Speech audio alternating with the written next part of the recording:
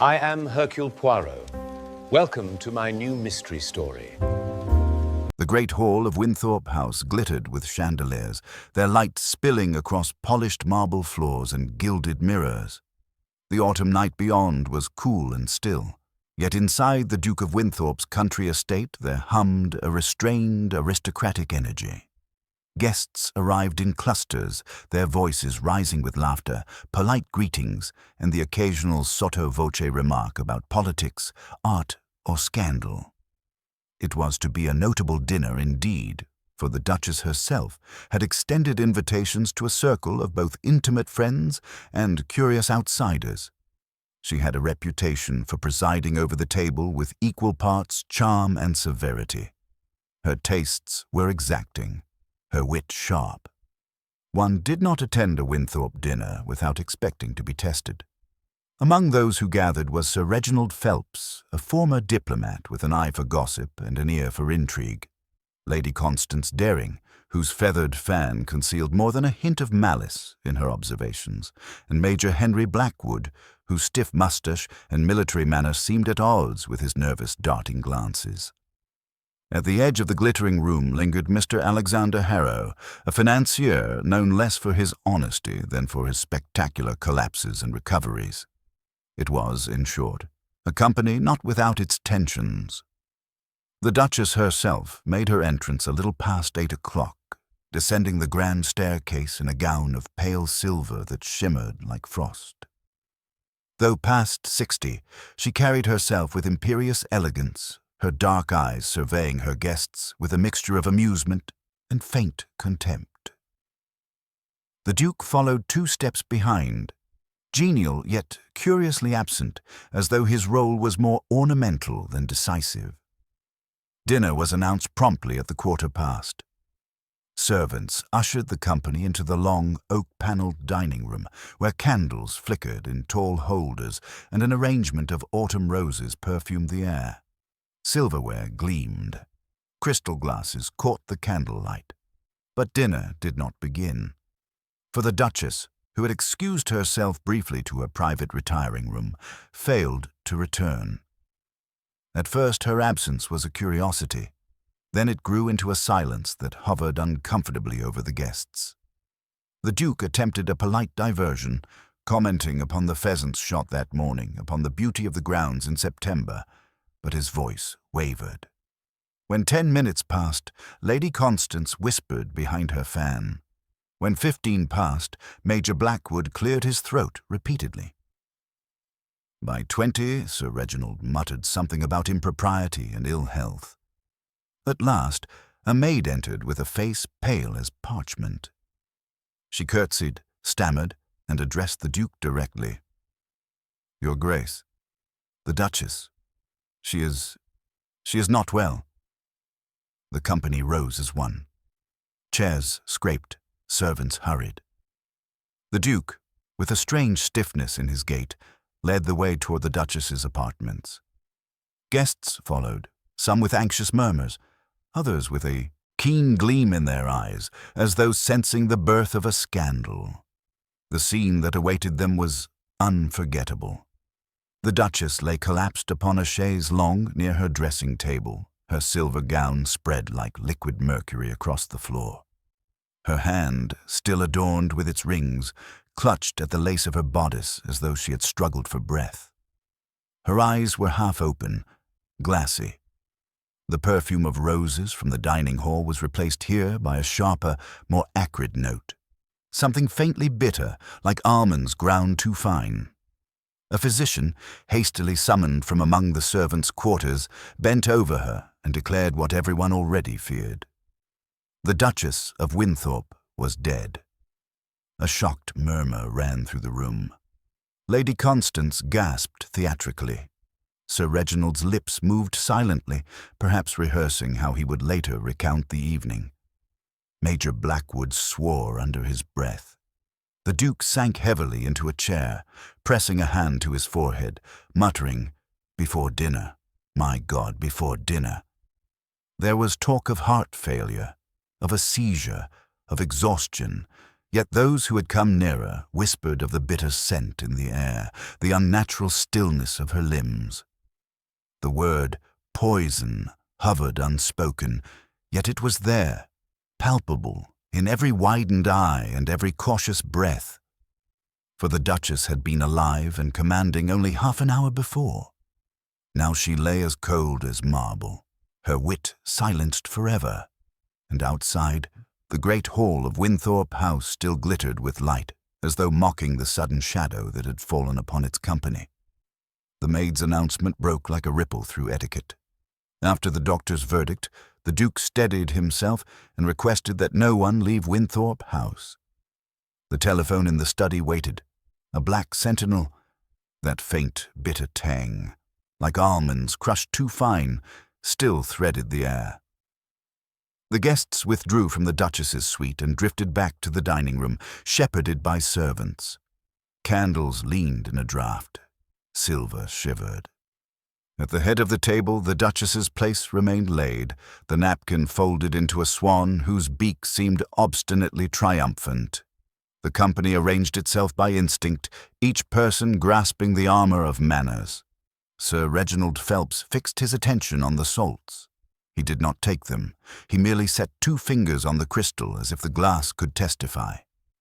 Lady Constance Daring accepted a tumbler of water she did not drink, her fan idle in her lap like a moth with clipped wings. Major Blackwood's moustache drooped. His eyes scouted the tablecloth's pattern as if it were a map back to safety. The Duke remained standing. "You will forgive me," he said, "if I ask for patience. The constable will be summoned." His hand rested on the chair meant for his wife, a gesture so instinctive that even Lady Constance lowered her eyes. He turned to the butler. "Hargreaves, the telephone. Call the constable. And, yes, see whether Chief Inspector Japp might be reached in London. Mention that Hercule Poirot is staying at the Kingfisher Inn in Stow-on-Hale. If he is near, he may advise." Sir Reginald lifted his brows. Lady Constance's fan stirred. Major Blackwood looked at the Duke squarely. Hargreaves inclined his head and vanished. Dr. Tolland, the village physician, remained at the door, hands reddened by winter work. He cleared his throat with professional calm. "I recommend that no food or drink be served, that no glass or bottle be touched, and that the suite remain undisturbed until the authorities arrive. There are no marks of violence. The heart is still, but not, I think, by nature's timetable." "Poison," Alexander Harrow murmured, tasting the word as a man tests a coin's edge. A tidy method for a tidy household. "Cowardly," said Major Blackwood too quickly. Lady Constance looked at him over the rim of her water. "Cowardice is prudence in evening dress. Still, one cannot poison without proximity. It is an intimate crime." "Constance," said Sir Reginald, "this is not a salon." The Duke's voice sharpened without growing louder. "Enough. Until the police arrive, I shall have brief statements."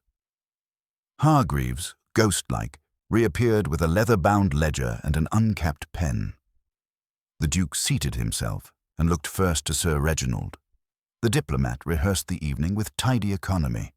Arrival at 8, a remark from the Duchess about autumn roses, a compliment offered and returned, nothing more.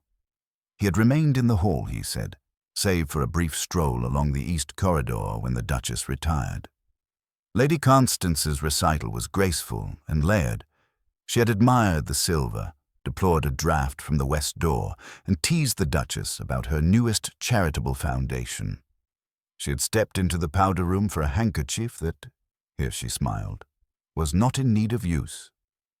Major Blackwood confessed to a dislike of ceremony.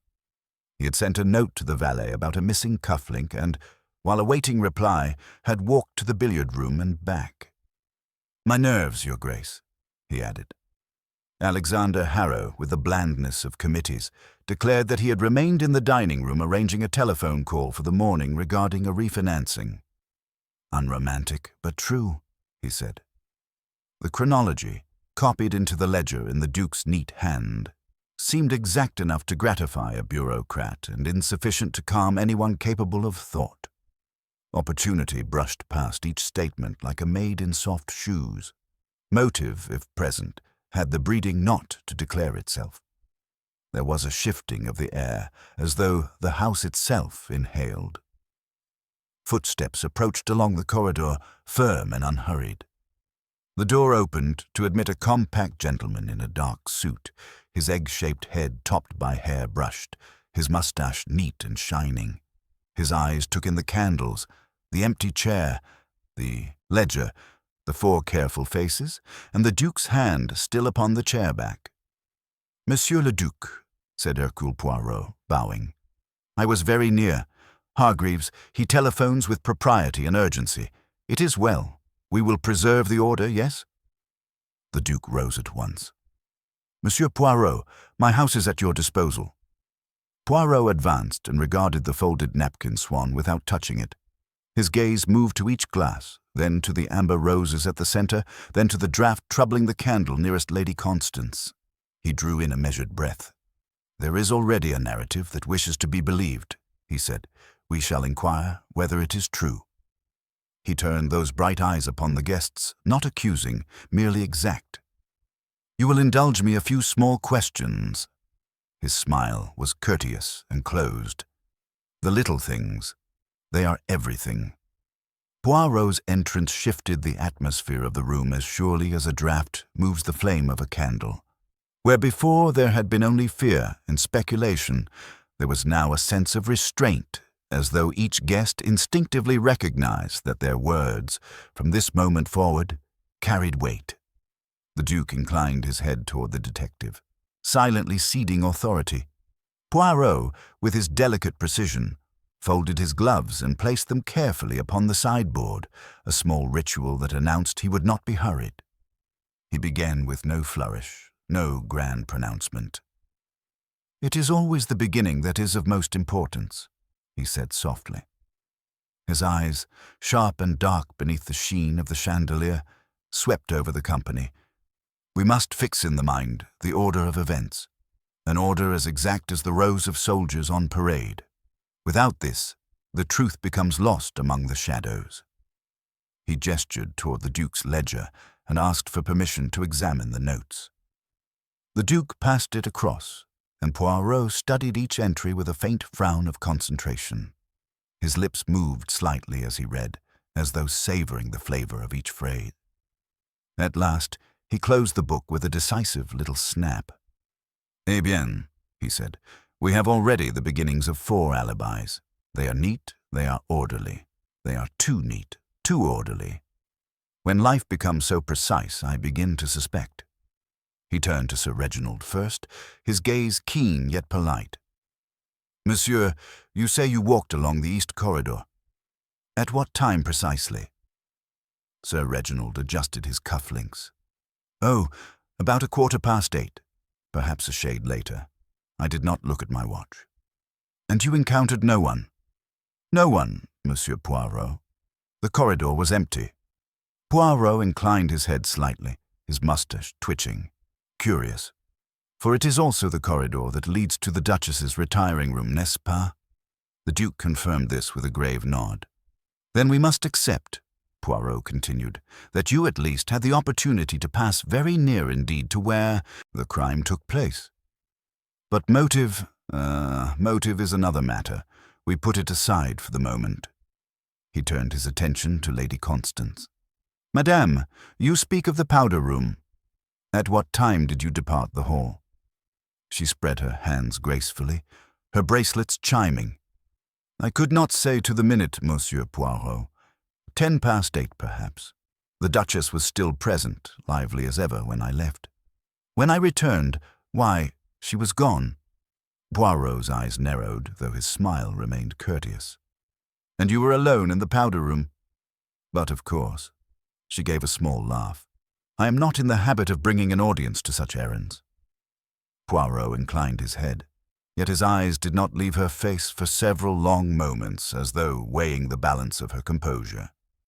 He shifted then to Major Blackwood. The soldier sat rigidly, his hands clenched together on his knees, the knuckles pale. Poirot's tone softened slightly. "Major, you speak of nerves. You went to the billiard room and back. Tell me, you carried with you no glass, no food? Nothing at all. I disliked drinking before dinner, and I saw no one, only the butler as I returned. Hargreaves? Poirot turned to the butler, who bowed silently in assent. And the cufflink you mentioned? Poirot asked. It was found. Yes, sir, in my other pocket as it happens. Foolish of me. Foolishness, Poirot murmured, is often most instructive. His gaze moved at last to Alexander Harrow, who had been observing with the calm detachment of a man accustomed to boardrooms. Monsieur Harrow, you remained in the dining room, telephoning. You arranged business from this room. I asked Hargreaves to place a call for me in the morning. I had no need to move from here. I dislike unnecessary exertion. Poirot's brows rose ever so slightly. And yet you are a financier, one who deals with fortunes that move quickly, n'est-ce pas?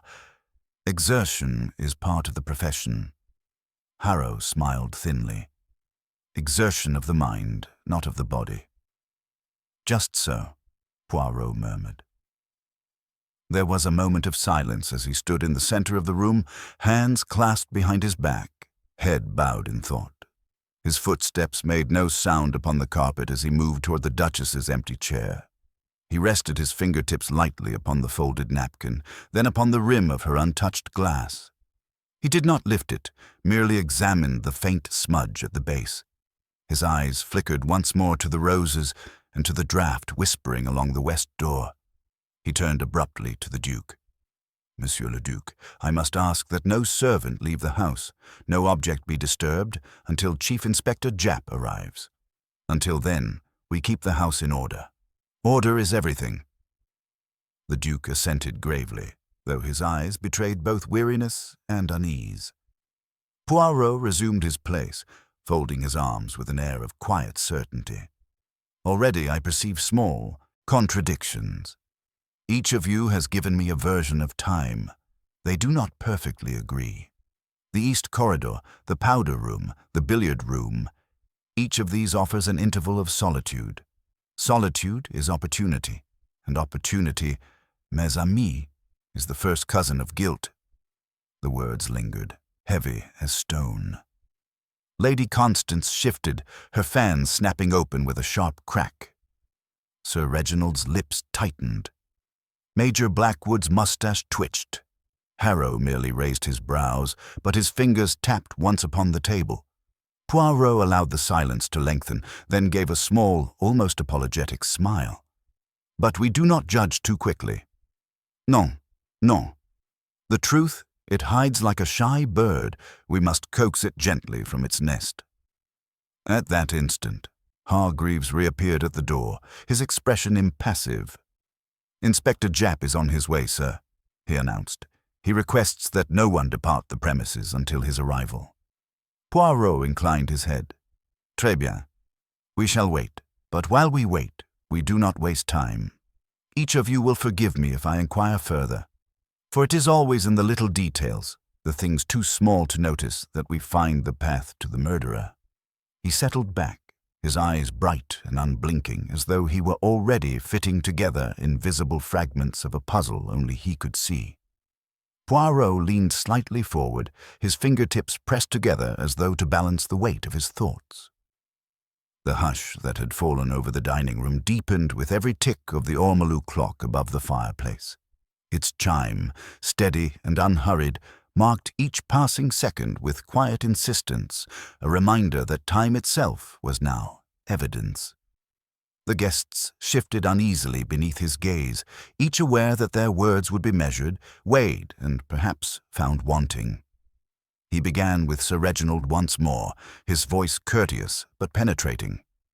Monsieur, you have the habit, I think, of observing much and recording more. A diplomat does not waste his eyes or his ears. Tell me, when you passed the East Corridor, was the Duchess already departed from the hall? Sir Reginald hesitated, and in that hesitation lay more than mere recollection. I believe so, he said at last. Yes, she had excused herself, I think, just before. Think. Poirot's brows rose gently. "You're not certain?" Sir Reginald cleared his throat. "I had been speaking with Major Blackwood about a recent matter in Parliament. My attention was not fixed upon her movements." Poirot inclined his head, though the faint twitch of his moustache betrayed doubt. "And yet you noticed the roses. You noticed the draught from the door. You noticed, very many things. It is curious that of the Duchess, whose presence was so commanding, you are suddenly less exact." The diplomat shifted uncomfortably, and Poirot allowed the silence to press upon him before turning away. His eyes fixed next upon Lady Constance, whose fan resumed its delicate flutter as if to shield her from inquiry. "Madame, you say that you went to the powder room alone. You are sure of this?" Her smile was faintly mocking. "I should think I would know, Monsieur Poirot. There was no one with me." But when you returned," Poirot said softly, "did you not encounter anyone upon the corridor? Perhaps a servant, a guest?" She tilted her head. "If I did not take note. Why should I? One does not catalogue every footstep in a country house." But one should," Poirot replied, "for it is in the footsteps unheeded that the truth escapes." He allowed her smile to remain frozen for a moment longer before he shifted to the soldier, who sat stiff as a figure at attention. "Major Blackwood," Poirot began, "you spoke of nerves. It is not unusual after a campaign. You retreat to the billiard room. You walk, yes, and you meet only Hargreaves." "Yes," the Major said quickly, "only Hargreaves." "Then tell me, when you returned, how did you enter the dining room? Through which door?" "The west door," the Major answered, after a pause too brief to escape notice. Poirot's eyes glimmered. "And it is that door, is it not, that causes the draught which disturbs the candle nearest Lady Constance?" The Major nodded once, firmly, as though to dismiss the matter.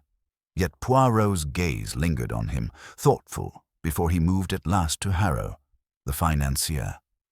"Monsieur Harrow, you remained here, motionless, arranging the call for the morning. You did not stir?" "Precisely." Harrow's smile was small, tight. "I am not one for wandering corridors." "And yet," Poirot mused, "you observed the absence of the Duchess?" Harrow shrugged faintly. "One could not help but observe. The head of the household departs, the atmosphere changes. I assumed she would return." Poirot's eyes narrowed, and for a moment it seemed he would press further, but he merely nodded and stepped back. His gaze swept the room, the empty chair, the crystal glasses glinting like small conspirators.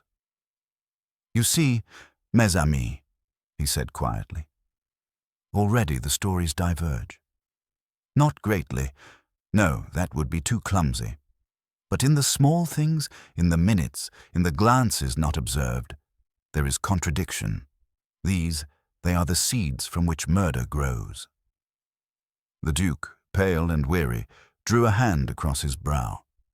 "Monsieur Poirot, are you suggesting—" Poirot lifted a finger delicately. "I suggest nothing yet, mon duc. I observe, that is all. But I will tell you this. The Duchess was alive at 8 o'clock. By past, she was dead. In those 30 minutes lies the truth. Each of you, every one, held opportunity. And when Inspector Japp arrives, he will ask for proof. Until then, we do not disturb the harmony of the house." At that moment, a faint clatter echoed from the corridor. All eyes turned as Hargreaves reappeared, his expression still composed, but his hands slightly trembled around the silver tray he carried. Upon it lay a small glass vial, no larger than a finger, its contents a cloudy residue of pale liquid. "I found this, sir," he said, addressing the Duke, "in the powder room, behind the wash-basin." A shiver passed among the guests. Lady Constance's fan stilled mid-air. Sir Reginald's lips parted in a soundless exclamation. The Major stiffened further, if such were possible. Harrow only leaned forward, his eyes narrowing at the little bottle, as though it were a rival he might yet outwit. Poirot stepped forward, his face unreadable. He examined the vial without touching it, his gaze lingering upon the faint smears along its neck. He inhaled delicately, then gave a slight nod. "Bitter almonds," he murmured. "Oui, the perfume does not lie." He looked up at the company, his expression grave. "Now, we see more clearly. This was no accident of the heart, no sudden frailty. It was murder. Calculated, deliberate, and the poison, it was prepared with cunning." His eyes swept over the four guests in turn, resting a fraction longer on each, as though inviting a confession with silence alone. No one spoke. The clock ticked on. Outside, the autumn wind stirred faintly in the trees. Poirot straightened at last, his voice calm but carrying the weight of finality. "There is now no doubt, mes amis. The Duchess of Winthorpe was killed, and the hand that placed this vial where it should not be is the same that placed death in her glass." A tremor seemed to ripple through the air as Poirot's pronouncement settled upon the room. Murder. The word itself hung with a weight that no guest could shrug away. The Duke closed his eyes briefly, his hand still resting on the empty chair of his wife as though unwilling to relinquish her presence. Lady Constance's fan quivered, though she did not lift it. Sir Reginald muttered something inaudible, while Major Blackwood's jaw clenched so tightly the cords of his neck stood out. Harrow alone remained composed, yet the faintest curve of his lips suggested not serenity, but calculation, as though already imagining how the scandal might alter certain financial tides. Poirot, with infinite delicacy, motioned to Hargreaves to set the vial upon a side table and cover it with a clean cloth. "We do not touch it further, non. The police will require it intact."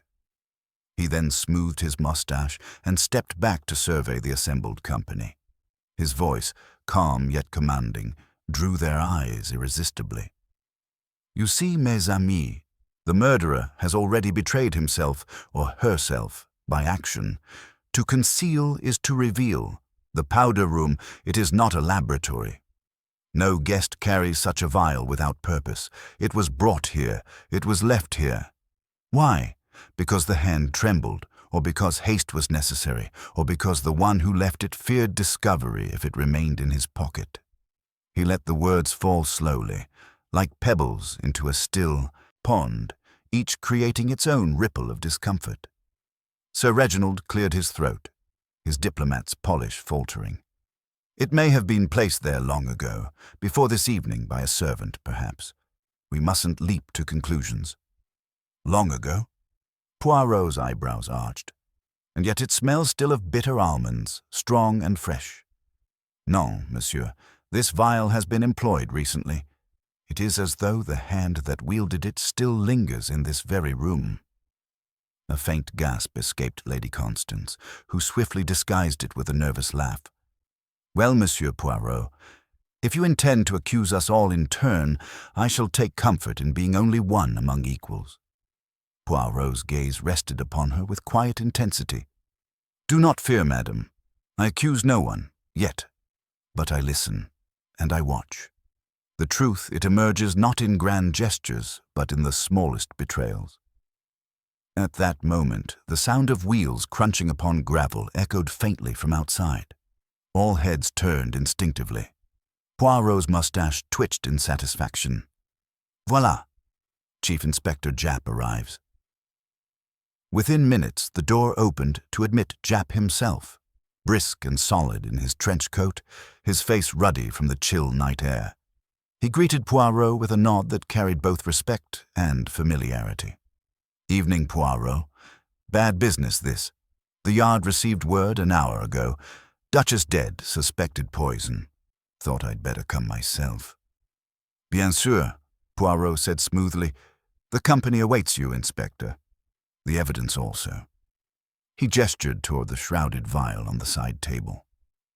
Japp cast a sharp glance at the guests, noting the unease that seemed to cling to each like perfume. "Right then. Nobody leaves this house till I say so. I'll be needing proper statements, times, movements, the lot. Poirot, I expect you've already had a word." Poirot inclined his head modestly. "A few questions only. Enough to see that the accounts, they do not align perfectly. Japp's eyes narrowed. Don't align, eh? Well, we'll sort that, one by one. He called for a constable who had accompanied him, and the man stationed himself by the door with firm authority. Poirot, folding his hands, leaned slightly toward Japp. I should tell you, mon ami, that already a piece of evidence has presented itself. A vial found in the powder room. The scent unmistakable. Japp strode to the table, lifted the cloth, and examined the bottle without touching it. He gave a low whistle. Cyanide, if I'm any judge. Nasty stuff. Quick, decisive. Well, that puts paid to any talk of heart failure. The Duke sank heavily into his chair, his voice hollow. Then it is murder indeed. Murder it is, Japp confirmed, and one of you here had the opportunity to slip it into her glass. He looked around the table, his eyes sharp as bayonets. And until we've got to the bottom of it, everyone here is under suspicion. The silence that followed was dense and suffocating. Poirot alone seemed serene, his gaze traveling from face to face, noting the flicker of a lash, the tightening of fingers, the tremor of a lip. He spoke at last, his tone almost conversational. You see, mes amis, now the true work begins. We have the evidence of death, we have the means. What remains is the motive, the why. And when we know the why, the who will reveal itself as naturally as the bloom upon a rose. Lady Constance gave a brittle laugh. Motives? Surely the Duchess was above petty quarrels? Above? Poirot repeated softly. Perhaps, but not beyond. No one, madame, is beyond motive. Wealth, inheritance, revenge, humiliation, these are the seeds from which the poison grows. Sir Reginald shifted, his voice tight. You imply too much, Monsieur Poirot. We were her guests, her friends. Poirot smiled faintly. And yet, it is often among friends that betrayal finds its richest soil. The clock struck the half-hour, its chime carrying through the chamber like a solemn toll. Poirot turned slightly, addressing both Japp and the guests together. We shall proceed carefully. We shall hear again the stories of where each was, what each saw, and in these repetitions, the cracks will show. Already I see where the light enters. His eyes lingered for a moment on the empty chair of the Duchess, and then he drew in a measured breath. She dined before none of you. She died before all of you. That, mes amis, is the paradox we must resolve. Inspector Japp removed his coat and tossed it over the back of a chair, his manner brisk but not unkind. He pulled out a notebook, flipped it open, and sharpened his pencil with a quick scrape of a penknife. Right then, he said, we'll go through each of you again. Times, movements, anything you saw or heard. Small things can matter more than you think. His voice, though steady, carried the weight of authority that settled upon the company like a hand pressing them down into their chairs. Poirot, standing slightly apart with his hands clasped, inclined his head. Yes, mon ami, repetition is the mother of truth. When the story is told again and again, the lies, they cannot help but stumble. Japp looked first to Sir Reginald, who adjusted his cufflinks with unnecessary care.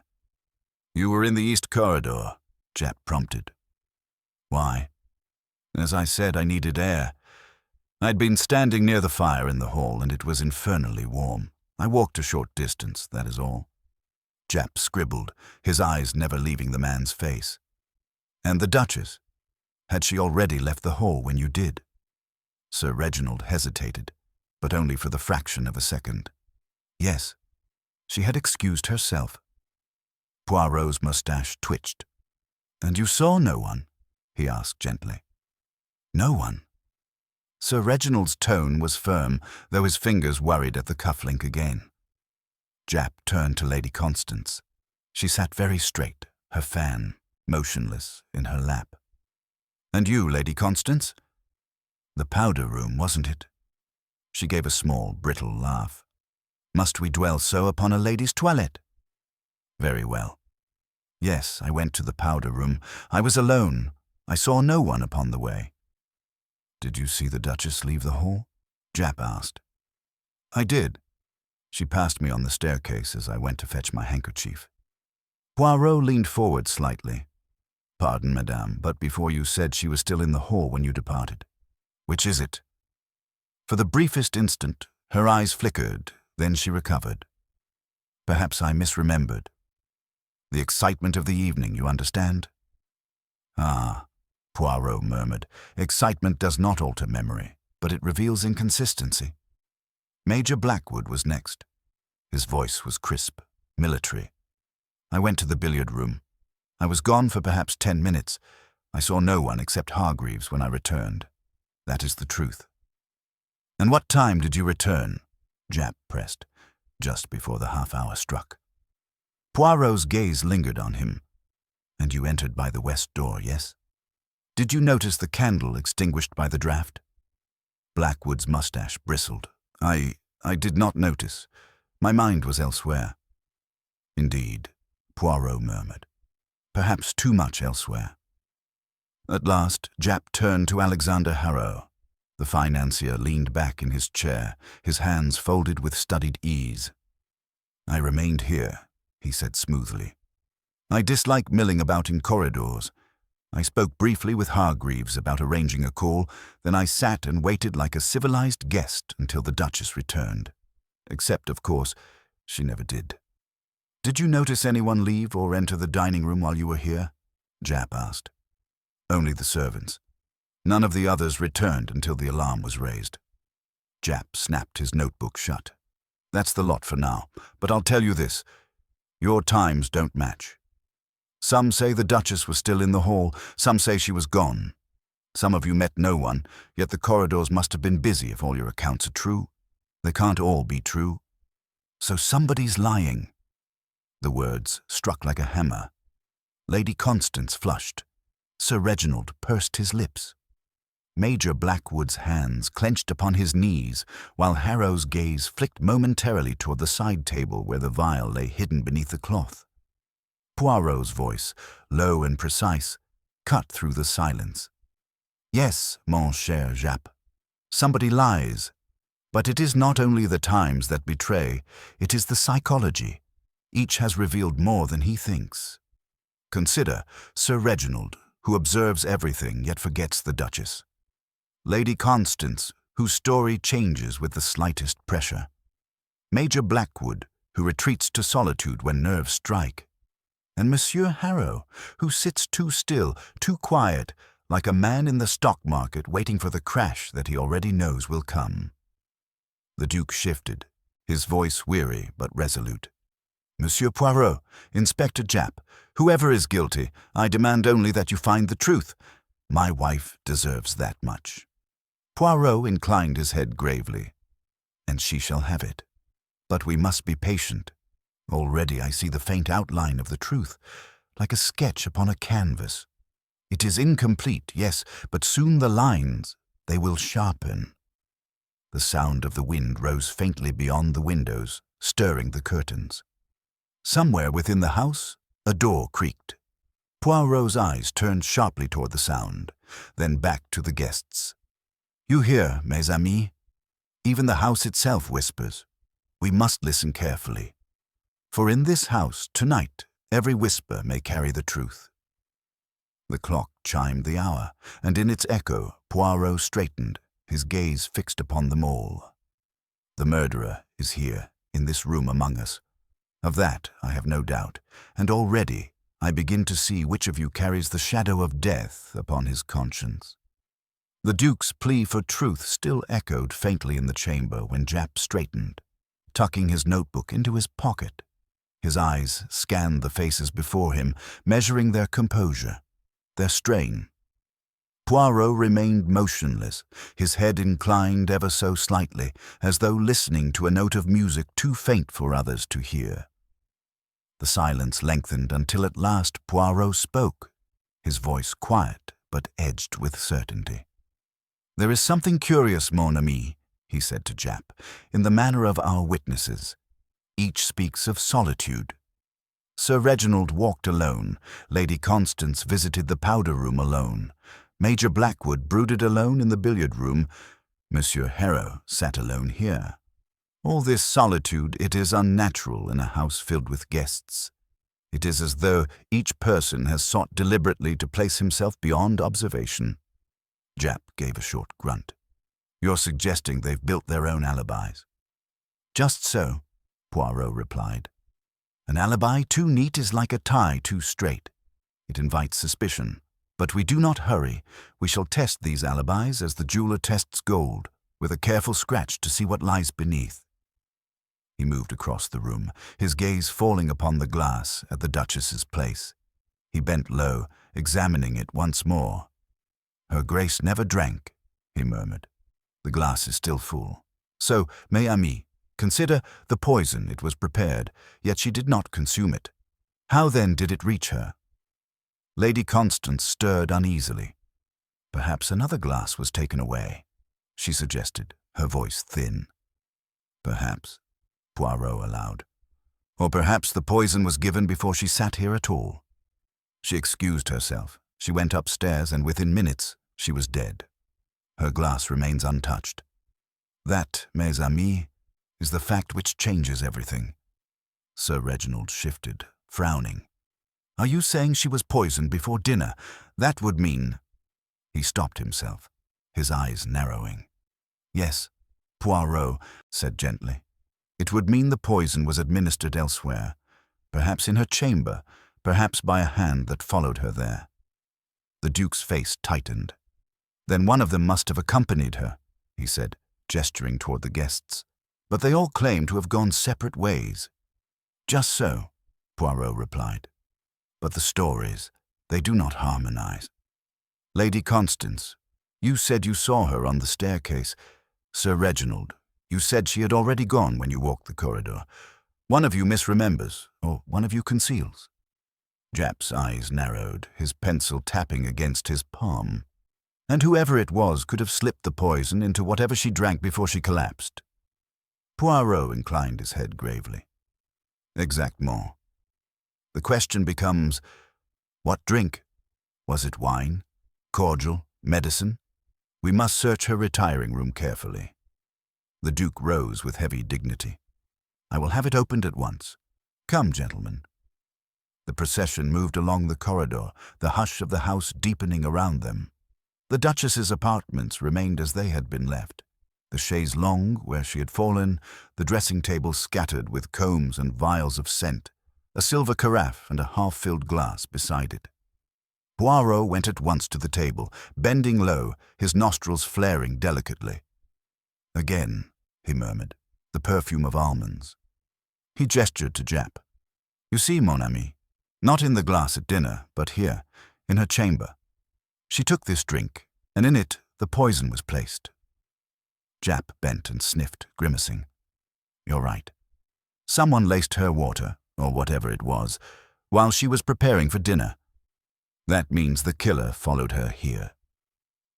Poirot's eyes swept the room, noting each detail, the faint disturbance in the dust on the mantel, the position of the rug near the door, the slight smear upon the silver carafe's handle. The hand that poured was not the Duchess's, he said softly. See, she was right-handed, yet the glass sits to the left. The alignment is wrong. Someone else placed it there in haste. The guests shifted uneasily in the doorway, unwilling to step further inside. Poirot turned suddenly, his gaze fixing on them. Now tell me, who had reason to enter the chamber? Who had cause to follow the Duchess? No one answered. The silence was broken only by the distant ticking of a clock. Poirot's eyes lingered upon each face. Sir Reginald's colour had drained. Lady Constance's fingers tightened upon her fan. Major Blackwood's moustache twitched with nervous rigidity. Harrow's expression was as smooth as ever, yet his eyes glittered too sharply. Consider, Poirot said, his voice soft but cutting. The Duchess was a woman of strong will. She held power, in society, in wealth, in influence. Who among you stood to gain by her death? Ah, mes amis, soon we shall see. Japp straightened. We'll seal this room until the Yard's team can examine it. No one touches a thing." He gave a brisk nod to the constable, who stepped forward to close the chamber door. As they moved back toward the dining room, Poirot walked with his head slightly bowed, speaking half to himself. "It is curious, so curious. The vial hidden in the powder room, yet the poison poured here. 2 scenes, 2 acts of the same play.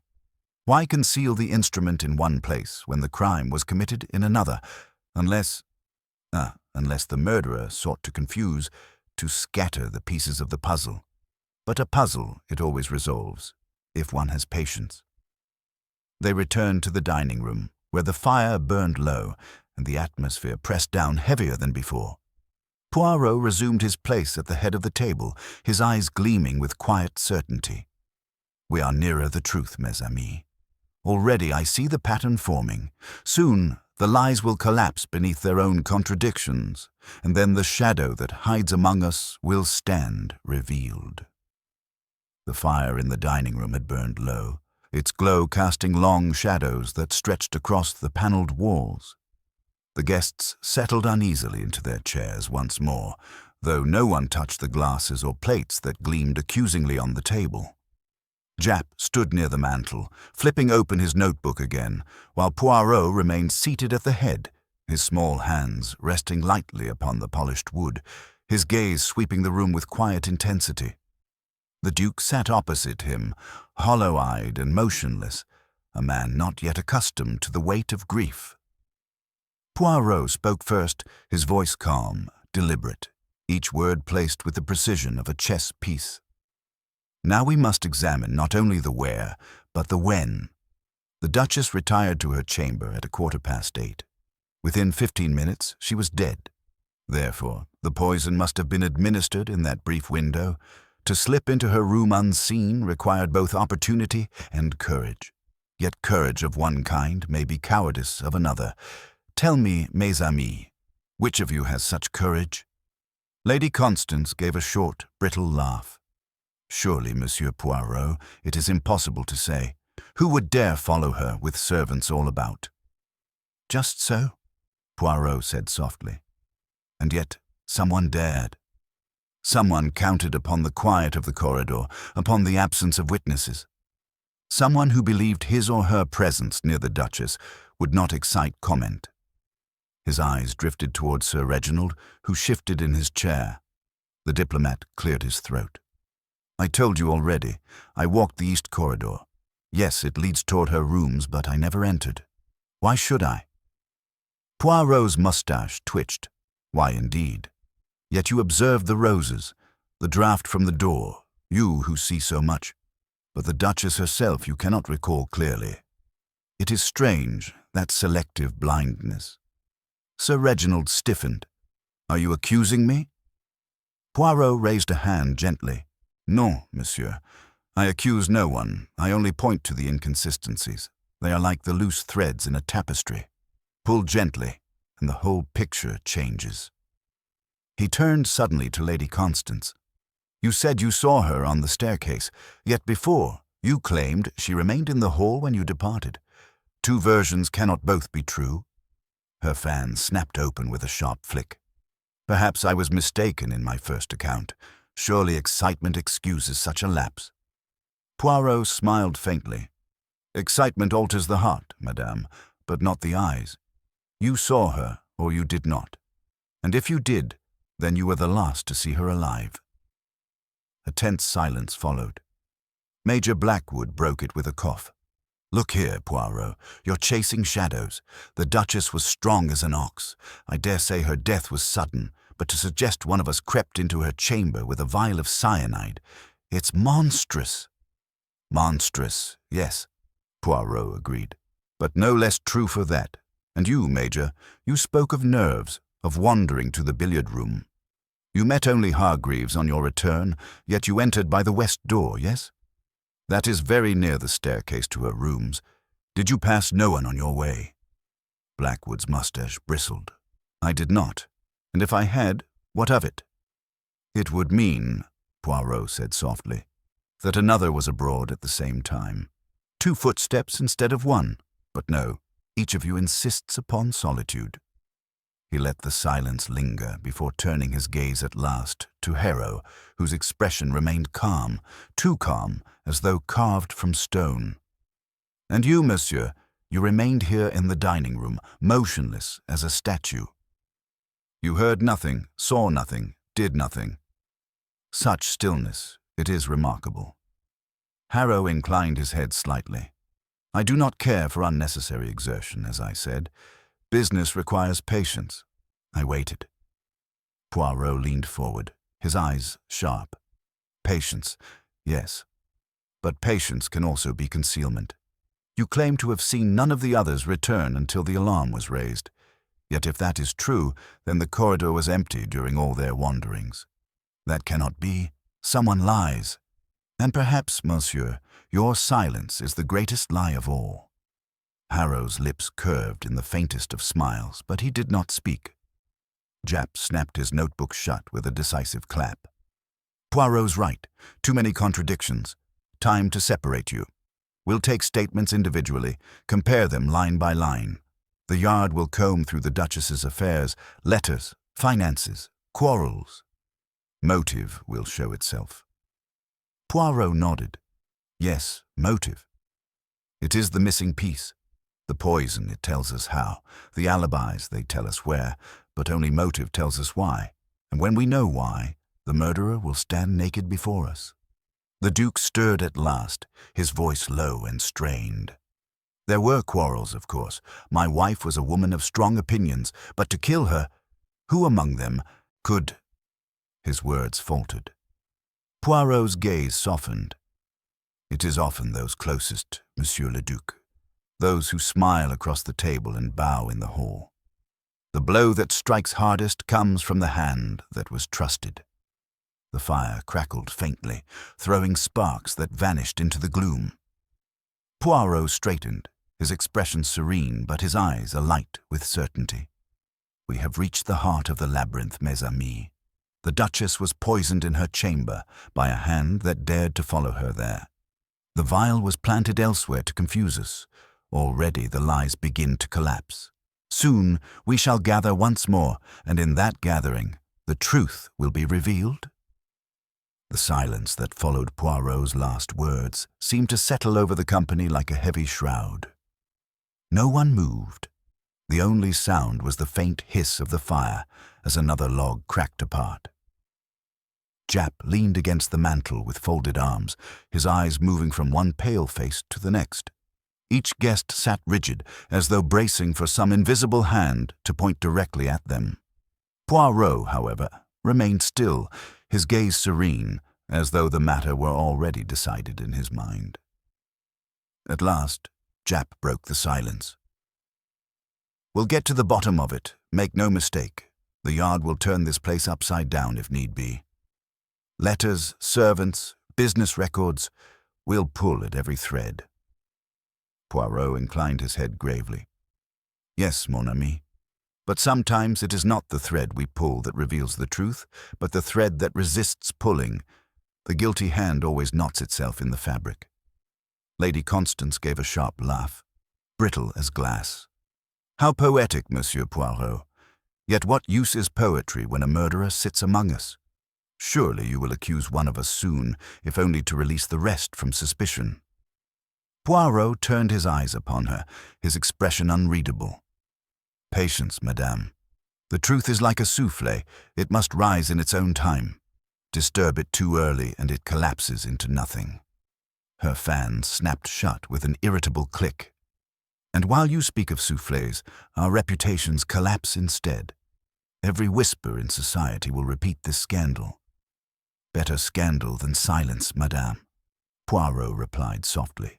For silence is the accomplice of guilt. Sir Reginald shifted uneasily, his voice low. If you mean to suggest that one of us followed the Duchess upstairs, I say it is impossible. Each of us was elsewhere, occupied. Poirot's moustache twitched. Elsewhere, yes. But you forget, monsieur. I've already shown that your accounts do not agree. The Duchess cannot be both upon the staircase and still in the hall. She cannot vanish unseen if all corridors were empty. The contradictions betray the lie, though not yet the liar. Major Blackwood rose suddenly to his feet, his chair scraping against the floor. "Then for God's sake, name the culprit, Poirot. I won't sit here like a schoolboy waiting for punishment." Japp's voice cut across, sharp as a whip. "Sit down, Major. You'll stay put until we're finished." Blackwood hesitated, his fists clenched at his sides, then lowered himself stiffly back into his seat. His mustache bristled as he muttered something inaudible. Poirot regarded him calmly. "You are a soldier, Major. You know the value of discipline. Do not abandon it now." The Duke, pale and weary, finally spoke. "Monsieur Poirot, I beg you, what more can be done tonight?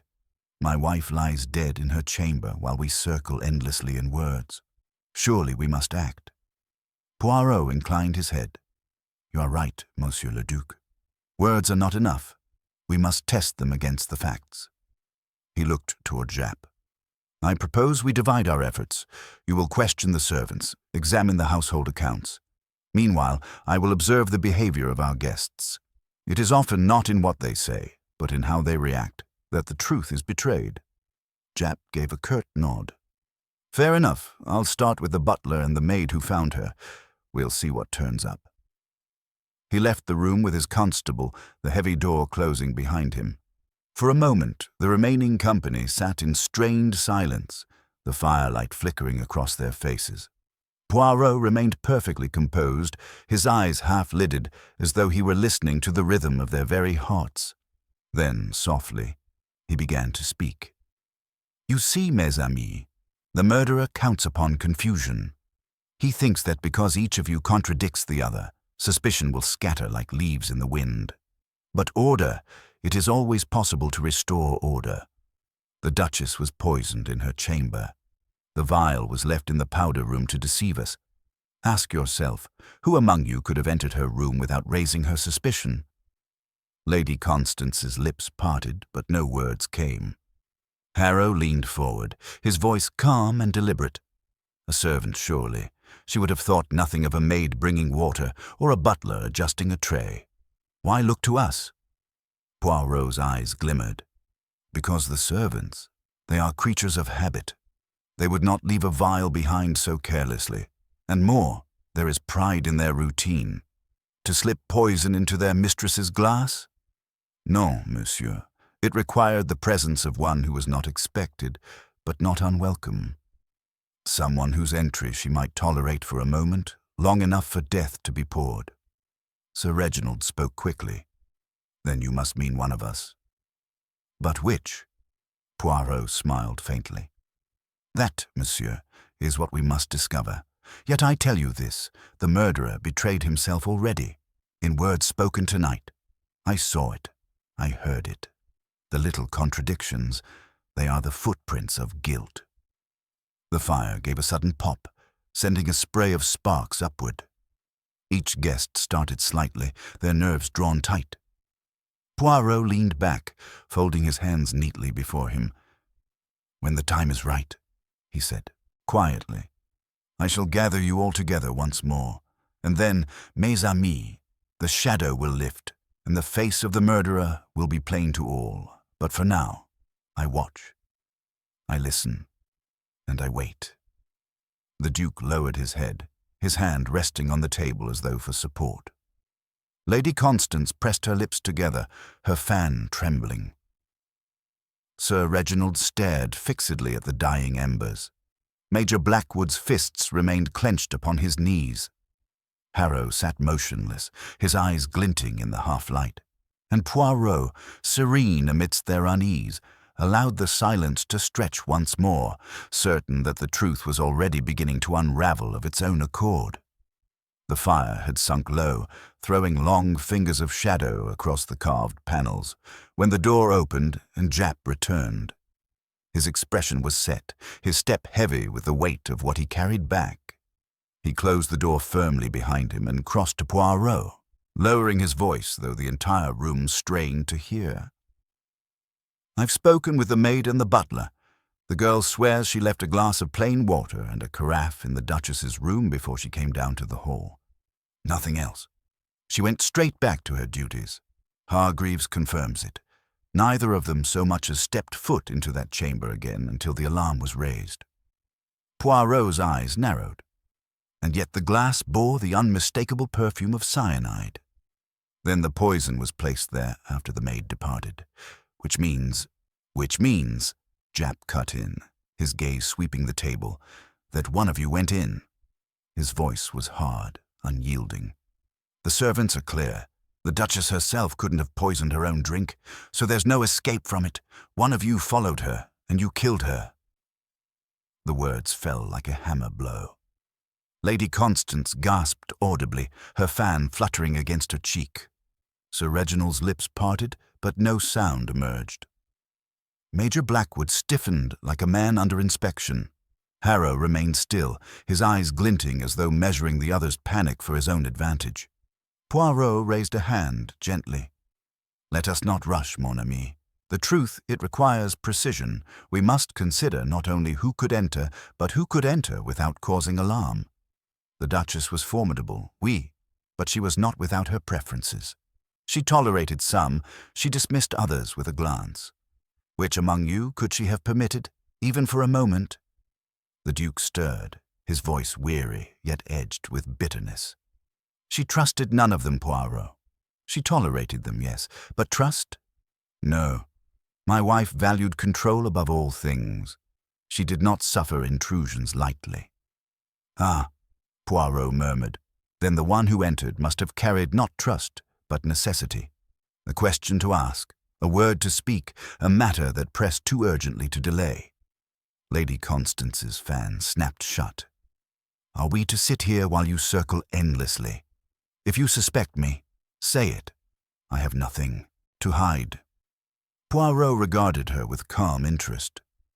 "On the contrary, madame, you have already hidden much. You said you saw her upon the staircase. Then you said you did not.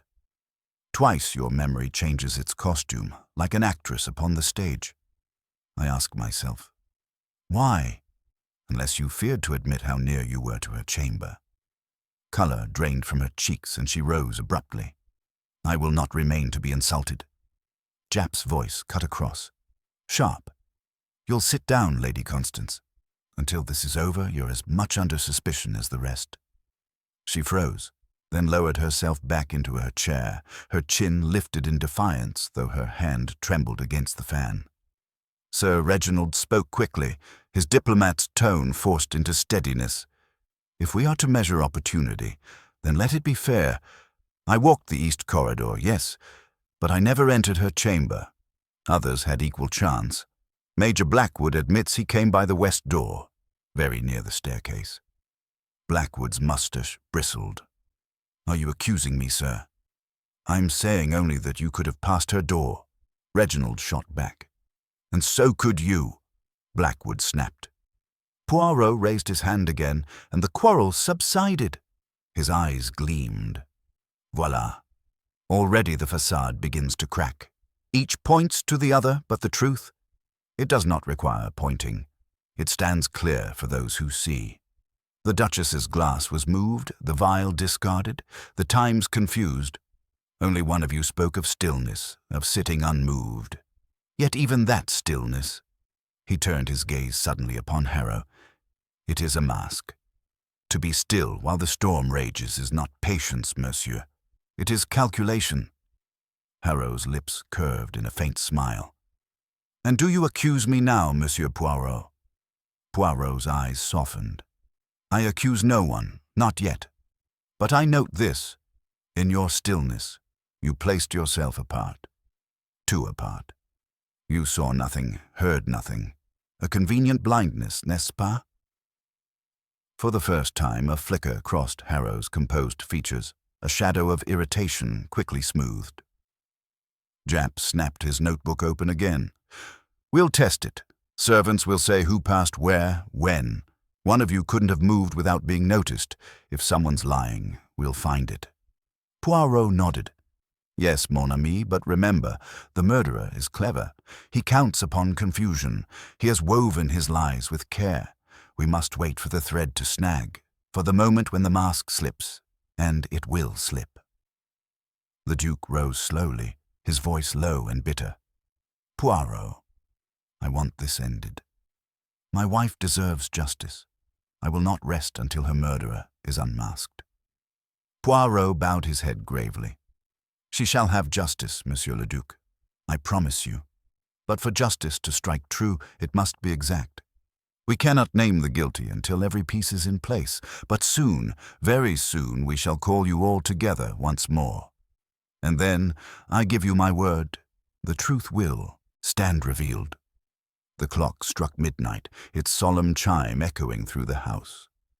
One by one, the guests lowered their eyes, the weight of suspicion pressing more heavily than any words. Poirot's gaze lingered on them all, serene yet unyielding, his little grey cells already arranging the final pattern that would bring the darkness into light. The company assembled once more in the grand dining room, the candles renewed, though their flames trembled as if reluctant to bear witness. The Duchess's chair remained empty, a silent accusation. Japp stood near the mantel, arms folded, his expression grim. The Duke sat heavily at the far end of the table, his hands clasped before him as though in prayer. Poirot moved to the head, his figure small yet commanding, the quiet gravity of his presence drawing every eye. "Mesdames et messieurs," he began, his voice gentle yet edged with certainty, "we have reached the end. The threads of this tapestry are tangled, yes, but at last the pattern is clear. Allow me to place each piece before you." He turned first toward Lady Constance, whose fan lay limp upon the table. "You claimed to see the Duchess upon the staircase. Then you denied it. Two versions, each cancelling the other. Why? Because you feared to admit you had indeed followed her. You saw her upon the stairs, but you did not wish to confess how near you were to her chamber. Yet proximity alone does not make guilt." Lady Constance gave a faint gasp, but Poirot's gaze had already shifted to Sir Reginald. "And you, monsieur, walked the east corridor. You spoke of roses, of draughts, of trifles. Yet the Duchess herself you could not remember. That is strange, but again, not enough. You sought to place yourself close, but not too close. A diplomat's instinct, eh? To shade the truth without wholly obscuring it." Poirot's eyes moved to Major Blackwood, whose mustache bristled as though in anticipation. "And you, Major? You retreated to the billiard room, spoke of nerves, of solitude. But when pressed, you could not say whether you noticed the draught, the candle extinguished. You placed yourself near the west door, which lies close to the staircase. Again, opportunity, but not proof." He turned at last to Alexander Harrow, who sat composed, his hands folded, his eyes unreadable. Poirot's voice sharpened. "And you, Monsieur Financier, you alone claimed stillness. You alone saw nothing, heard nothing. A curious blindness, non? For if the others contradict, it is because they saw too much. But you saw nothing at all. Such emptiness is suspicious." Harrow's lips curved faintly. "Suspicion, perhaps. Proof? None." Poirot's mustache twitched. "Ah, but there you are. For proof it exists, in the psychology, in the little contradictions. Consider this. The Duchess was poisoned in her chamber. The maid left a carafe and a glass. When we found them, the glass was placed to the left, though the Duchess was right-handed. Someone else poured. But more. When the vial was discovered in the powder room, I asked myself, why there? Why not destroyed? Why not hidden better? Because, monsieur, you sought to mislead. You wished us to believe the powder room was central, that the crime was hurried, perhaps committed by a lady, but in truth it was calculated, and only you, who sat so still in the dining room, had the time and the composure to plant it unseen. The room stirred. Lady Constance's eyes widened. Sir Reginald muttered a curse. The Major half rose in disbelief. Harrow, however, merely tilted his head, as though acknowledging a clever move in a game of chess. Poirot pressed on, his voice low but cutting. And more. When we spoke earlier, you alone mentioned business, refinancing, the market. You compared patience in finance to patience here, yet you betrayed yourself. Because when I described the poison, you said at once, cyanide, a tidy method. But I had not yet named it. Only the scent of almonds had been mentioned. You knew the poison before the police confirmed it. You knew because it was you who placed it in the glass. Jep straightened, his eyes hardening as he looked at Harrow. Well, that settles it. You've as much as confessed with your clever tongue. Harrow gave a small, cold smile. You overestimate the significance of words. Poirot shook his head gently. Non, monsieur. I do not overestimate. I weigh.